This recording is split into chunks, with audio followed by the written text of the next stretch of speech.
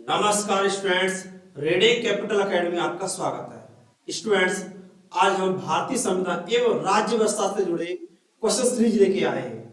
यह क्वेश्चंस विभिन्न प्रतियोगी परीक्षा में आपके लिए उपयोगी सिद्ध होंगे। स्टूडेंट्स, पहला क्वेश्चन आपकी स्क्रीन पर ये रहा, किस अधिनियम में कलकत्ता में सर्वोच्च न्यायालय की स्थापना का प्रावधान किया गया था? तो स्टूडेंट्स, किस अधिनियम में कलकत्ता में सुप्रीम कोर्ट की स्थापना का प्रावधान था? ये था रेगुलेटरी एक्ट 1773। ये हो सही हो जाएगा। 1773 में रेगुलेटरी एक्ट बनाया गया। इसके तहत 1774 में कलकत्ता में सुप्रीम कोर्ट की स्थापना की गई। कहां की गई थी? कलकत्ता में सुप्रीम कोर्ट की स्थापना की गई थी 1774 में। यह रेगुलेटरी एक्ट 1773 के तहत है। इसके प्रथम मुख्य न्यायाधीश कौन बनते? इल्जा एम्पे। इल्जा एम्पे इसके प्रथम मुख्य न्यायाधीश बने थे। एम्पे, शॉर्ट में आप एम्पे के नाम से याद कर सकते हैं। इल्जा एम्पे इसके प्रथम मुख्य न्यायाधीश बने थे। इस तरह से कलकत्ता में 1774 में सुप्रीम कोर्ट की स्थापना की गई थी। और ये किसके तहत की गई थी? Regulatory act 1773। उस समय बंगाल के गवर्नर जनरल कौन थे? उस समय बंगाल के गवर्नर जनरल थे वारेन हेस्टिंग्स। ठीक है स्टूडेंट्स, एक 1813 के चार्टर एक्ट में क्या था? इसमें भारत की शिक्षा पर 1 लाख रुपए खर्च करने की व्यवस्था की गई थी। 1813 के चार्टर एक्ट के तहत भारत की शिक्षा पर 1 लाख रुपए खर्च करने की व्यवस्था की गई थी।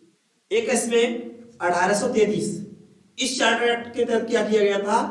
इसके तहत भारत में संपूर्ण भारत के लिए गवर्नर जनरल बनाया गया। संपूर्ण भारत के लिए गवर्नर जनरल। और पहले गवर्नर जनरल कौन बने थे? Lord William Bentinck. Lord William Bentinck. Lord William Bentinck Bharat के गवर्नर जनरल बने थे। भारत के प्रथम गवर्नर जनरल कौन थे? Lord William Bentinck. इस तरह से 1833 के चार्टर एक्ट में एक और प्रावधान था, वो तो शिक्षा पर 10 लाख रुपए कर दिया गया था। ठीक है स्टूडेंट्स, नेक्स्ट क्वेश्चन है, भारत का संघीय न्यायालय किस वर्ष स्थापित किया गया था? भारत में संघीय न्यायालय 1937 में स्थापित किया गया था। 1935 में भारत शासन अधिनियम पारित किया गया। 1935 में क्या किया गया था? भारत शासन अधिनियम। उस भारत शासन अधिनियम में अखिल भारतीय संघ की व्यवस्था की गई और अखिल भारतीय संघ की व्यवस्था के अतिरिक्त संघीय न्यायालय की भी व्यवस्था की गई थी। इसके तहत संघीय न्यायालय की व्यवस्था की गई थी। संघीय न्यायालय और क्या किया गया था इसके तहत? और इसके तहत किया गया था, इसी के तहत स्टूडेंट्स किया गया था, अखिल भारतीय संघ बनाया गया था। ठीक है स्टूडेंट्स, अखिल भारतीय संघ बनाया गया था। और पूछा जाता किस अधिनियम के तहत अखिल भारतीय संघ बनाया गया? तो अखिल भारतीय संघ के बनाए जाने की व्यवस्था की गई थी 1935 के अधिनियम में। और 1935 के अधिनियम में संघीय न्यायालय के बनाए जाने की व्यवस्था की गई थी। और यह संघीय न्यायालय 1937 में स्थापित किया गया था। नेक्स्ट क्वेश्चन है, केंद्र में द्वैध शासन किस अधिनियम के तहत किया गया था? केंद्र में द्वैध शासन 1935 के अधिनियम में केंद्र में द्वैध शासन बनाया गया था। द्वैध शासन। और 1919 का अधिनियम था, उसमें प्रांतों में द्वैध शासन बनाया गया था। पूछा जाता है प्रांतों में द्वैध शासन कब स्थापित किया गया? 1919 के अधिनियम में। और केंद्र में द्वैध शासन कब स्थापित किया गया था? 1935 के अधिनियम में। ठीक है स्टूडेंट्स, इसी प्रकार 1909 के अधिनियम के तहत मुस्लिम समुदाय को पृथक प्रतिनिधित्व दिया गया था 1909 के तहत। ठीक है स्टूडेंट्स, नेक्स्ट क्वेश्चन है, अखिल भारतीय संघ स्थापित करने का प्रावधान किस अधिनियम में था? अभी हमने पढ़ा था 1935 के अधिनियम में। 1935 के अधिनियम सबसे बड़ा अधिनियम था। उसमें अखिल भारतीय संघ के बनाए जाने की व्यवस्था थी। यानी पहली बार फेडरेशन की व्यवस्था की गई। फेडरेशन की व्यवस्था की गई थी। संघीय प्रणाली अपनाए जाने की व्यवस्था की गई थी। इससे पहले भारत में क्या था? एकल प्रणाली, एकात्म प्रणाली थी, केंद्र को शक्ति दी गई थी, लेकिन फेडरेशन प्रणाली अपनाए जाने का प्रावधान किया गया था 1935 के अधिनियम में। हालांकि स्थापित नहीं हो पाया था क्योंकि देशी रियासतें इसमें शामिल नहीं होती। ठीक है स्टूडेंट्स, अगर देखा जाए कैबिनेट मिशन, इसमें क्या था, कैबिनेट मिशन के तहत संविधान सभा का गठन किया गया था। संविधान सभा का गठन, संविधान सभा का गठन किसके तहत किया गया था, कैबिनेट मिशन योजना के तहत संविधान सभा का गठन किया गया था और इसमें 389 सीटें निश्चित की गई थी। कितनी सीटें थी, 389 सीटें निर्धारित की गई थी संविधान सभा में। ठीक है स्टूडेंट्स, इस तरह से कैबिनेट मिशन संविधान सभा से संबंधित है। 1935 का अधिनियम फेडरेशन या संघीय प्रणाली से संबंधित है। ठीक है स्टूडेंट्स, नेक्स्ट क्वेश्चन है, कैबिनेट मिशन योजना में संविधान निर्वाचित परिषद में जनसंख्या के आधार पर सीट निश्चित की गई थी। तो एक सदस्य कितनी जनसंख्या पर निर्धारित किया गया था, ये 10 लाख। 10 लाख जनसंख्या पर एक सीट निर्धारित की गई थी। इस तरह से 389 सीट निर्धारित की गई थी।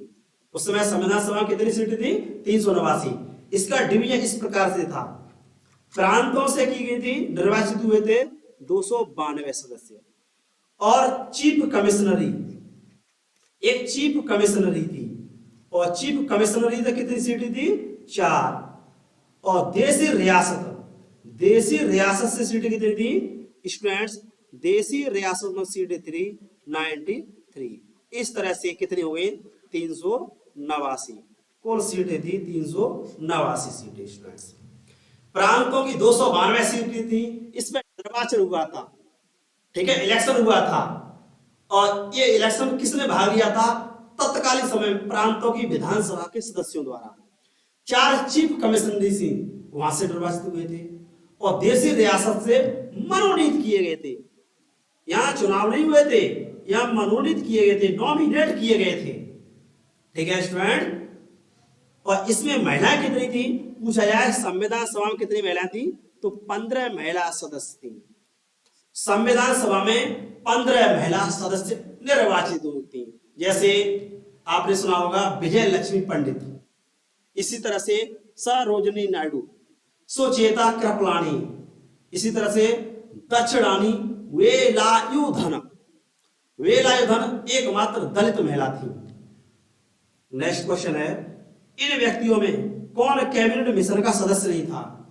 1946 में जो कैबिनेट मिशन आया था उसके तहत संविधान सभा का गठन किया गया था। उस कैबिनेट मिशन में ये 3 मेंबर थे। कैबिनेट मिशन, इसमें 3 सदस्य थे। ये 1946 में आया था। इसमें थे पैथिक लॉरेंस थे, स्टैफोर्ड क्रिप्स थे, एबी अलेक्जेंडर थे, लेकिन विलियम वुड नहीं थे। इस तरह से, और इसके अध्यक्ष कौन थे, पैथिक लॉरेंस इस मिशन के अध्यक्ष थे, विलियम वुड इसमें शामिल नहीं थे।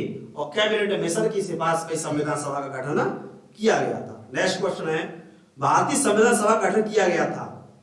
भारत सरकार अधिनियम 1935, क्रिप्स मिशन 1942, कैबिनेट मिशन 1940, भारतीय स्वतंत्रता अधिनियम 1947। तो आपका उत्तर अभी हो जाएगा, हमने पढ़ा था कैबिनेट मिशन 1946 के तहत किया गया था। ये स्वतंत्रता अधिनियम 1947 बनाया गया था। ये 4 जुलाई को ब्रिटिश संसद में पेश किया गया था और 18 जुलाई को ये पारित हो गया था। 18 जुलाई को पारित हो गया था और इसी के तहत भारत को स्वतंत्र किया गया था। ठीक है स्टूडेंट्स, भारतीय स्वतंत्रता अधिनियम 4 जुलाई 1947 को ब्रिटिश संसद में पेश किया गया था और 18 जुलाई 1947 को पारित कर दिया गया था। इसी के तहत भारत स्वतंत्र हुआ था। उस समय ब्रिटेन के प्रधानमंत्री कौन थे, ब्रिटेन के प्रधानमंत्री क्लीमेंट एटली, वहां के पीएम थे क्लीमेंट एटली। और किस पार्टी की सरकार थी ये पूछा जाता है। ये उस समय लेबर पार्टी की सरकार थी, लेबर पार्टी की सरकार थी और क्लीमेंट एटली वहां के प्राइम मिनिस्टर थे। ठीक है स्टूडेंट्स, नेक्स्ट है, संविधान सभा की प्रथम बैठक की अध्यक्षता किसने की थी। तो पहली बैठक कब हुई थी, 9 दिसंबर 1946। संविधान सभा की पहली बैठक 9 दिसंबर 1946 को हुई। ठीक है ना, ये दिल्ली में हुई थी और इसकी अध्यक्षता की थी डॉक्टर सच्चिदानंद सिन्हा। डॉक्टर सच्चिदानंद सिन्हा स्टूडेंट्स तत्कालीन समय में वरिष्ठ नेता थे, वरिष्ठ कांग्रेसी नेता थे। उनको संविधान सभा का अस्थायी अध्यक्ष बनाया गया था। ये पूछा जाता अस्थायी अध्यक्ष कौन था, तो आपका उत्तर हो जाएगा डॉक्टर सच्चिदानंद सिन्हा थे, अस्थायी अध्यक्ष थे। 9 दिसंबर 1946 को बैठक हुई थी। इसकी अगली बैठक 11 दिसंबर को हुई थी। कब हुई थी? 11 दिसंबर को।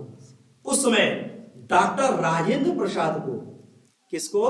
डॉक्टर राजेंद्र प्रसाद को संविधान सभा का स्थायी अध्यक्ष बनाया गया। ये स्थायी अध्यक्ष थे संविधान सभा के, ठीक है ना। डॉक्टर राजेंद्र प्रसाद संविधान सभा के स्थायी अध्यक्ष थे। लेकिन पहले अस्थायी अध्यक्ष कौन थे? तो डॉक्टर सच्चिदानंद सिन्हा अस्थायी अध्यक्ष थे, ठीक है स्टूडेंट्स। इसमें डॉक्टर बी आर अम्बेडकर किसके अध्यक्ष थे? ये प्रारूप समिति के अध्यक्ष थे। प्रारूप समिति के अध्यक्ष कौन थे? डॉक्टर बी आर अम्बेडकर अध्यक्ष थे, ठीक है स्टूडेंट्स। नेक्स्ट है संविधान सभा के सम्मुख प्रस्तावना या उद्देश्य का किसने पेश की थी? उद्देश्य का रखा था जवाहरलाल नेहरू ने। नेहरू जी ने उद्देश्य का को संविधान सभा में पेश किया था। एक कब पेश किया था? 13 दिसंबर 1946 को। 13 दिसंबर 1946 को नेहरू जी के द्वारा उद्देश्य का प्रीएम्बल कॉन्स्टिट्यूशनल असेंबली में पेश की गई थी, ठीक है स्टूडेंट्स। प्रस्तावना, इस प्रस्तावना को अब संविधान अंग माना जाता है, इस संविधान की मूल आत्मा माना जाता है, जन कुंडली और परिचय पत्र माना जाता है। इसके बारे में हमने पहले भी पढ़ा था, ठीक है स्टूडेंट्स। बी एन राव ये परामर्श या सलाहकार समिति के अध्यक्ष थे। परामर्श समिति या सलाहकार समिति के अध्यक्ष कौन थे? डॉक्टर बी एन राव, ठीक है ना। डॉक्टर बी एन राव परामर्श समिति या सलाहकार समिति के अध्यक्ष थे, ठीक है स्टूडेंट्स। और गांधी जी संविधान सभा के सदस्य नहीं थे, ठीक है स्टूडेंट्स। लेकिन 1924 में कांग्रेस का बेलगांव अधिवेशन हुआ था। बेलगांव अधिवेशन, उसके अध्यक्ष कौन थे? उसके अध्यक्ष गांधी जी थे, ठीक है स्टूडेंट्स। बेलगांव कहाँ है? कर्नाटक में। नेक्स्ट क्वेश्चन है आपका संविधान, भारतीय संविधान के निर्माण में संवैधानिक सलाहकार कौन थे? तो सलाहकार कौन थे? Doctor B N Rao. Doctor B N Rao परामर्श समिति के अध्यक्ष थे, ठीक है स्टूडेंट्स। के एम मुंशी ये प्रस्तावना, ये भारत के संवैधानिक प्रस्तावना को जन कुंडली मानते हैं, ये प्रारूप समिति के सदस्य थे, ठीक है स्टूडेंट्स। नेक्स्ट है किसने कहा था संविधान सभा कांग्रेस थी और कांग्रेस भारत, यानी संविधान सभा को कांग्रेस तक कह दिया था। ये थे ग्रैनवेल ऑस्टिन। ग्रैनवेल ऑस्टिन कहते हैं संविधान सभा कांग्रेस थी और कांग्रेस भारत था, क्योंकि संविधान सभा में अधिकांश मेंबर किसके थे? कांग्रेस पार्टी के थे। संविधान सभा में अधिकांश सदस्य कांग्रेस पार्टी के जीते थे। आप पढ़े हुए कांग्रेस के सबसे ज्यादा 208 सदस्य जीते थे, ठीक है स्टूडेंट्स। इसी तरह से लीग के जीते थे सदस्य, ठीक है ना। और अन्य में कितने थे? 15 सदस्य थे। अन्य छोटी छोटी पार्टियां थी, ठीक है स्टूडेंट्स। और छोटी छोटी पार्टियां थी तो उनके सदस्य 15 जीते थे। जैसे मुस्लिम लीग की बात की जाए तो मुस्लिम लीग के कितने थे? इसके थे 73। और अन्य में छोटी छोटी पार्टियां थी, उनके थे 15। तो इस तरह से 296 सदस्यों का निर्वाचन किया गया था। इनका निर्वाचन हुआ था और मनोनीत किए गए थे देशी रियासतों द्वारा। कितने किए गए थे? वो हम पहले पढ़ चुके हैं, 93। इस तरह से सबसे ज्यादा सदस्य किसके हुए? कांग्रेस पार्टी के। इसलिए ग्रैनवेल ऑस्टिन ने कहा था कि संविधान सभा कांग्रेस थी और कांग्रेस भारत था। इन्होंने ऑस्टिन महोदय ने भारत के संघ को सहकारी संघ भी कहा था। नेक्स्ट है भारतीय संविधान सभा की प्रारूप समिति के अध्यक्ष कौन थे? प्रारूप ड्राफ्टिंग कमेटी या मसौदा समिति doctor B R Ambedkar. Doctor Bhimrao Ambedkar प्रारूप समिति के अध्यक्ष थे। यह समिति 29 अगस्त 1946 को बनाई गई थी, सॉरी 1947 को स्थापित की गई थी 29 अगस्त को।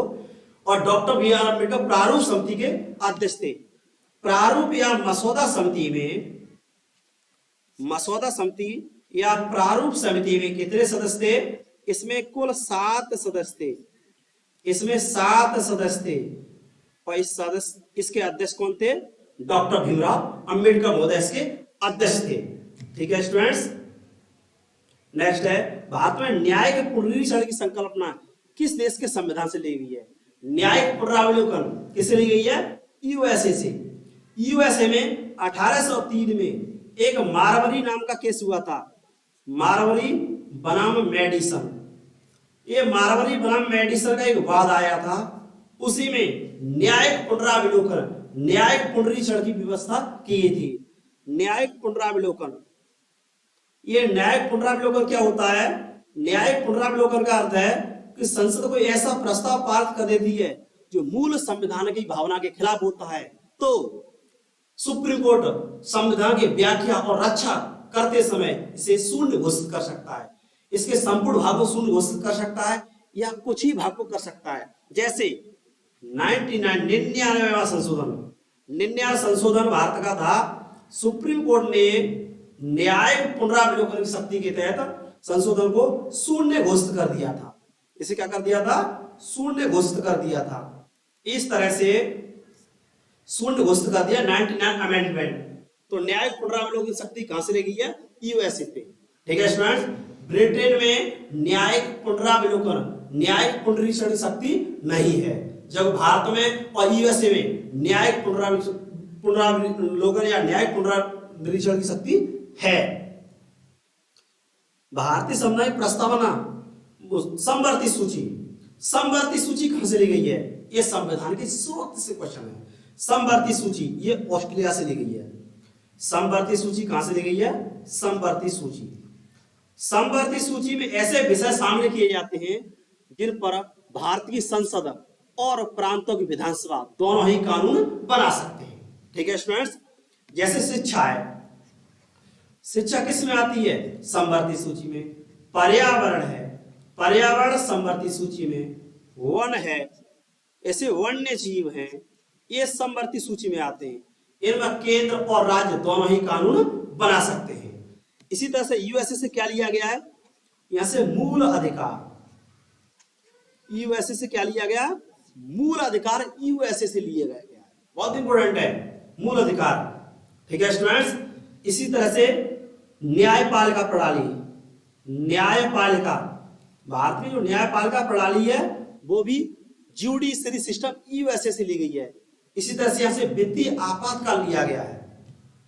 कनाडा से संघीय प्रणाली, संघात्मक विशेषताएं, संघात्मक विशेषता कहां से ली गई हैं स्टूडेंट? संघात्मक विशेषताएं कनाडा से ली गई हैं। और ब्रिटिश संविधान से क्या लिया गया है? यहां एकल नागरिकता, एकल नागरिकता कहां से ली गई है?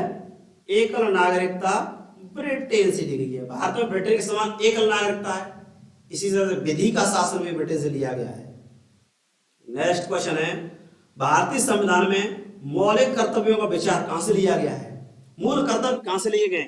तो मूल कर्तव्य रूस सोवियत संघ, पहले इसका नाम सोवियत संघ था, लेकिन 1991 में सोवियत संघ का विखंडन हो गया। वर्तमान रूस इसका उत्तराधिकारी है। तो रूस से प्रभावित होकर 42वें संशोधन द्वारा 1976 में मूल कर्तव्य जोड़े गए, मूल कर्तव्य जोड़े गए। ठीक है स्टूडेंट्स। मूल कर्तव्य जोड़े गए 42वें संविधान संशोधन द्वारा 1976 में। एक संविधान का भाग 4 का जोड़ा गया। ठीक है ना। वर्तमान में कितने? वर्तमान में 11 मूल कर्तव्य। कितने? 11 मूल कर्तव्य। पहले 10 मूल कर्तव्य थे, लेकिन 6 से 14 वर्ष तक के बच्चों की शिक्षा के लिए 11 मूल कर्तव्य 86वें संविधान संशोधन द्वारा जोड़ा गया है। इस समय 11 मूल कर्तव्य है।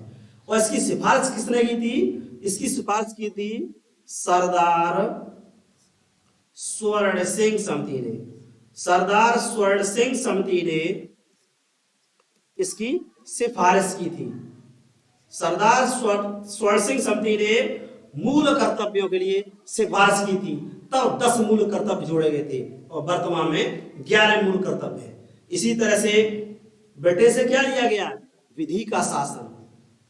विधि का शासन कहां से लिया गया है? ब्रिटेन से लिया गया है। एकल नागरिकता भी यहीं से ली गई है। ठीक है ना, ब्रिटेन से ली गई है। स्टूडेंट नेक्स्ट है, भारतीय संविधान में मूल अधिकारों की अवधारणा किस देश से ग्रहण की है? ये हमने अभी पहले पढ़ा था, अमेरिका से। ये कहां से ली गई है? यूएसए अमेरिका से मूल अधिकारों की अवधारणा ली गई है। इसी तरह से यहां से ली गई है संविधान की सर्वोच्चता। संविधान की सर्वोच्चता कहां से ली गई है? संविधान की सर्वोच्चता भी दी गई है यूएसए से। यहां से उपराष्ट्रपति पद, भारत में उपराष्ट्रपति कौन होता है? राज्यसभा का पदेन सभापति होता है। इसकी व्यवस्था भी यूएसए से ली गई है। इसी तरह से वित्तीय आपात, वित्तीय आपात का प्रावधान कहां से लिया गया है? यह भी यूएसए से लिया गया है। ठीक है स्टूडेंट्स, नेक्स्ट क्वेश्चन है, भारतीय संविधान कुल कितनी अनुसूचियां हैं? वर्तमान में भारतीय संविधान में 12 अनुसूचियां। कितनी है? 12 अनुसूचियां। और मूल संविधान में कितनी अनुसूची थी? मूल संविधान में 8 अनुसूची थी। भारत के मूल संविधान कितने अनुसूची थे? 8 अनुसूची थी। और वर्तमान संविधान कितनी अनुसूची है? वर्तमान संविधान में 12 अनुसूची है। ये अनुसूचियां को जोड़ी गई थी, जैसे जैसे अनुसूची 9 जोड़ी गई थी प्रथम संविधान संशोधन द्वारा। प्रथम संविधान संशोधन द्वारा 1951 में 1951 में कौन सी अनुसूची जोड़ दी गई थी? अनुसूची 9 जोड़ दी गई थी। ठीक है स्टूडेंट्स, प्रथम संविधान संशोधन द्वारा अनुसूची 9 जोड़ दी गई थी। इसी तरह से स्टूडेंट हमारा 52वां संविधान संशोधन किया गया। 52वां संविधान, इसके द्वारा कौन सी अनुसूची जोड़ी गई थी? 52वें संविधान संशोधन द्वारा अनुसूची 10 जोड़ी गई थी। यह अनुसूची 10 दल बदल विरोध कानून से संबंधित अनुसूची 10। इसी तरह से 73वां संशोधन किया गया था। इसके द्वारा पंचायती राज प्रणाली की व्यवस्था की गई। और इसके द्वारा कौन सी अनुसूची जोड़ी गई थी? इसके द्वारा स्टूडेंट्स अनुसूची 11 जोड़ी गई। अनुसूची 11 73 अमेंडमेंट द्वारा जोड़ी गई थी। ठीक है स्टूडेंट्स, यह पंचायती राज प्रणाली से संबंधित है। इसी तरह से 74वां संशोधन किया गया। इसके द्वारा अनुसूची 12 जोड़ी गई। अनुसूची 12 जोड़ी गई। और एक इससे संबंधित है, अनुसूची 12 नगर पालिकाओं से संबंधित है। अनुसूची 12 स्टूडेंट किससे संबंधित है? अनुसूची 12 नगर पालिकाओं से संबंधित है। इस तरह से हमारे संविधान में प्रेजेंट टाइम में 12 अनुसूची हैं, लेकिन मूल संविधान में 8 अनुसूचियां थी। ठीक है स्टूडेंट्स, इस तरह से अनुसूचियों से संबंधित क्वेश्चन पूछा जाएगा तो आप कर लेंगे। संविधान की चौथी अनुसूची किससे संबंधित है? अगला क्वेश्चन है, चौथी अनुसूची ये राज्यसभा में स्थानों के आवंटन से संबंधित है। राज्यसभा में कितने स्थान हैं? वर्तमान में देखा जाए तो राज्यसभा में 233 सदस्य निर्वाचित होते हैं। कितने होते हैं? 233 सदस्य निर्वाचित होते हैं। और 12 सदस्य मनोनीत किए जाते हैं। एक किसके द्वारा मनोनीत किए जाते हैं? राष्ट्रपति द्वारा। राज्यसभा के 12 सदस्यों को कौन मनोनीत करता है? राष्ट्रपति मनोनीत करता है। तो 245 सीट होती है राज्यसभा में, लेकिन अधिकतम कितनी हो सकती है राज्यसभा में? तो ये 250 सीटें। राज्यसभा में 233 सदस्य 233 मेंबर ये राज्यों की विधानसभा के सदस्यों द्वारा निर्वाचित किए जाते हैं, यानी MLA द्वारा। और 12 सदस्य साहित्य, कला, विज्ञान, समाज सेवा इत्यादि द्वारा मनोनीत किए जाते हैं राष्ट्रपति द्वारा। ठीक है स्टूडेंट्स, अब यूपी बात की है तो यूपी में कितनी राज्यसभा सीटें हैं? यूपी में सबसे ज्यादा 31 राज्यसभा सीट हैं। भारत में सबसे ज्यादा जनसंख्या उत्तर प्रदेश की है, तो राज्यसभा सीटें भी सबसे ज्यादा कहाँ होंगी? हमारे उत्तर प्रदेश में होंगी। उत्तर प्रदेश में 31 राज्यसभा सीटें हैं। इसी तरह से यूपी में लोकसभा कितनी है?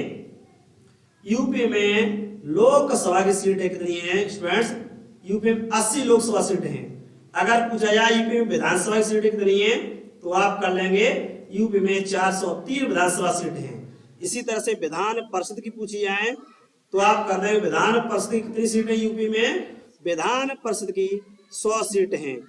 और राज्यसभा की हम जानेंगे राज्यसभा कितनी है? 31 सीटें हैं। इस तरह से ये उत्तर प्रदेश का पॉलिटिकल सिनेरियो है। 31 राज्यसभा सीटें, 80 लोकसभा सीटें, 403 विधानसभा सीटें और 100 विधान परिषद की सीटें हैं। स्टूडेंट्स, नेक्स्ट क्वेश्चन है, निम्नलिखित में कौन सी विषय समवर्ती सूची में है? समवर्ती सूची में क्या आता है? कृषि, शिक्षा, पुलिस, रक्षा। तो इसमें शिक्षा समवर्ती सूची में शिक्षा है, ठीक है। कृषि ये राज्य सूची का विषय होता है और रक्षा ये संघ सूची का विषय होता है, ठीक है ना। तो शिक्षा, इसी तरह से पर्यावरण, इसी तरह से वन, इसी तरह से सामाजिक और आर्थिक योजनाएं। सामाजिक और आर्थिक योजनाएं किसमें आती हैं? सामाजिक और आर्थिक योजनाएं ये भी समवर्ती सूची में आती हैं। पर्यावरण वन समवर्ती सूची में, शिक्षा भी समवर्ती सूची में आती है स्टूडेंट, ठीक है ना। तो इस तरह से ये आपका हो जाएगा। नेक्स्ट है 10वीं अनुसूची किससे संबंधित है? हमने पहले ही पढ़ा था 10वीं अनुसूची दल बदल विरोध कानून से संबंधित है। वैसे 10वीं अनुसूची को 52वें संविधान संशोधन द्वारा 1985 में जोड़ा गया था। यह दल बदल विरोध कानून से संबंधित है। इस तरह से हमने संविधान से संबंधित 20 महत्वपूर्ण क्वेश्चन पढ़े। ये आपके लिए काफी उपयोगी सिद्ध होंगे। Students, ready capital academy channel को लाइक करें, सब्सक्राइब करें, शेयर करें। यह इसी तरह से आपके लिए अन्य विषयों से भी क्वेश्चन सीरीज लेके आएगा। धन्यवाद स्टूडेंट्स।